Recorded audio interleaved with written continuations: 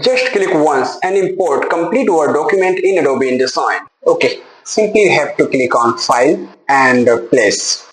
The shortcut key is Ctrl plus D, that also you can use.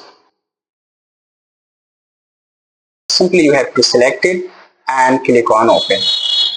And now you have to click on Paste.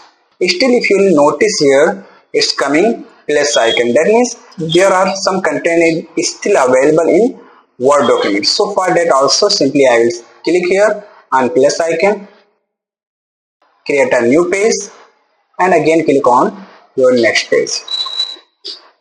Still you can see here some content also available in Word document. So instead of clicking on each pages, I will recommend hold shift key then click on your page. Now you can see here all the available content in Word document got imported in Adobe InDesign in just one click. So thank you so much for watching and please subscribe my channel for more useful content. Lead Graphics.